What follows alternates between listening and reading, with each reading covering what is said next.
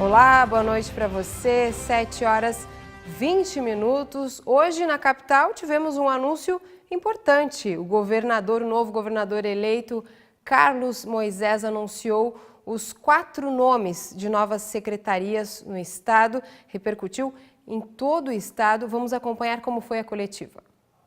Sala de imprensa lotada e mantendo a pontualidade, 2h05 da tarde a cerimônia começou. Sem muita pompa, seguindo o padrão já adotado em campanha, de calça jeans e camisa remangada, o governador eleito Carlos Moisés apresenta as mudanças na estrutura de governo para os próximos 4 anos. Tornar um estado mais enxuto, no sentido, quando se fala em estado enxuto, significa diminuir as posições, os números de cargos dentro do próprio estado. E essa capacidade do estado de diminuir o seu tamanho acaba cooperando para que o serviço público entregue seja um serviço de maior qualidade, uma vez que a gente muitas vezes observa a sobreposição de funções. O novo desenho, que está sendo criado pela equipe de transição, vai enxugar a máquina pública, a começar pelo número de secretarias de Estado, que cai de 15 para 10. São as secretarias da Fazenda, obviamente, de Administração, que ficam mantidas, a Secretaria de Estado de Desenvolvimento Econômico Sustentável, a Secretaria de Estado da Administração Prisional e Socioeducativa, Secretaria de Estado da Educação, Secretaria de Estado da Agricultura e da Pesca, Secretaria de Estado da Saúde, Secretaria de Estado da Segurança Pública, Secretaria de Estado da Infraestrutura e Mobilidade e Secretaria de Estado do Desenvolvimento Social. Apenas 4 dos 10 nomes que devem compor o primeiro escalão do governo de Santa Catarina para 2019 foram apresentados. Todos seguiram a informalidade do chefe. Para a Secretaria de Estado da Fazenda, o Paulo Eli, que é o atual secretário, a gente pretende reconduzi-lo à função de secretário de Estado a partir do dia 1º. Um segundo nome que a gente pode apresentar seria a Secretaria de Estado da Saúde, assim, uma novidade, de fato, que é o Elton de Souza Zeferino, para a Secretaria de Administração, que é o Jorge Eduardo Tasca. O 4º nome seria, então, a Secretaria de Estado da Administração Prisional e Socioeducativa. Para essa pasta, nós vamos reconduzir o Leandro Lima, que é o atual secretário de Justiça e Cidadania, que também é um servidor de carreira. Uma das principais mudanças anunciadas está na Secretaria de Segurança Pública, que vai funcionar numa espécie de rodízio entre os comandantes de cada uma das áreas da segurança. De modo que a gente criasse, então, um Conselho Permanente de Segurança Pública, no qual cada integrante desses 4 órgãos citados, Polícia Militar, Polícia Civil, Corpo de Bombeiros, Instituto Geral de Perícias, ele fosse alçado à condição de presidente desse conselho, um a cada ano, durante os 4 anos de governo, de modo a coordenar as ações para a integração dessas pastas da segurança pública, no sentido de que haja uma comunicação entre esses órgãos. Logo após o anúncio, Carlos Moisés deixa a coletiva sem dar entrevista ou responder questionamentos da imprensa. Mais um comportamento que tem mantido desde que foi eleito. A equipe de transição, comandada pelo professor Luiz Felipe Ferreira, assumiu a responsabilidade de esclarecer as mudanças na estrutura administrativa do Estado. Entre os cortes, o fechamento das Agências de Desenvolvimento Regional, as ADRs, que deve representar impacto significativo, já que 10% dos cargos comissionados do Estado, cerca de 180, estavam lotados nelas. A realocação dos servidores efetivos nos órgãos de origem também pode dar um respiro para a folha de pagamento. A equipe de transição já tem conhecimento de que deve assumir o Estado com uma dívida que pode superar R$1 bilhão.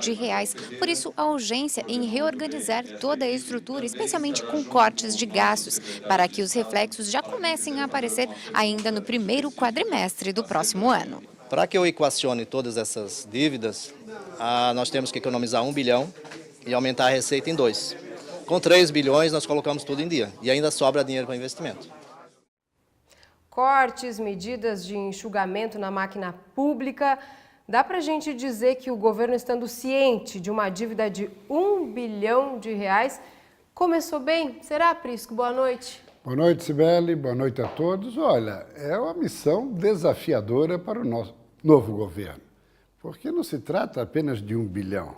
Na verdade, a conta bem feita, o rombo é de 3 bi para ser enfrentado em 2019.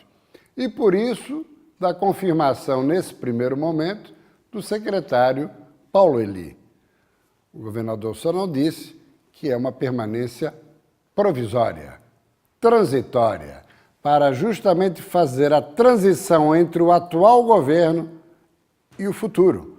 Até porque Paulo Eli foi quem negociou e negocia até hoje todas as questões relacionadas com financiamento, dívida pública e outras coisitas mais do Estado com a União. Bom, assim que ele anunciou esses novos nomes, ele se retirou e os secretários puderam falar. Vamos acompanhar, vamos ver o que eles falaram. O meu projeto é esse. Esse ano nós vamos fechar o ano com 700 milhões no vermelho em 31 de dezembro. O ano que vem está previsto um déficit de 2 bilhões e pouco, já considerando esses 700. Para que eu equacione todas essas dívidas, nós temos que economizar 1 bilhão e aumentar a receita em 2. Com 3 bilhões nós colocamos tudo em dia e ainda sobra dinheiro para investimento. Então nós acreditamos que no ano que vem a arrecadação ela suba 2 dígitos.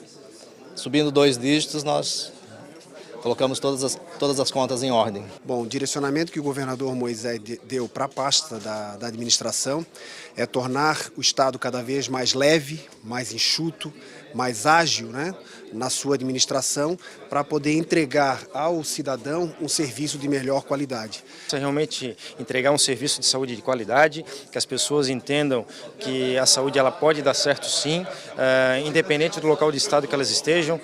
Nós temos que trabalhar forte na regionalização para que as pessoas tenham, né, e percebam que a mudança ela aconteceu. Discurso alinhado, Prisco? Olha, alinhado e chama a atenção o seguinte. Primeiro, nova geração chegando. Tanto o da saúde quanto da administração, os 2 militares, extremamente qualificados, bem formados, não os conhecia, mas, olhando o currículo de ambos, impressiona favoravelmente. Também jovem, o secretário que vai ser mantido hoje, Secretaria de Justiça e Cidadania, e que vai para a administração prisional. Está sendo passado aqui cada qual.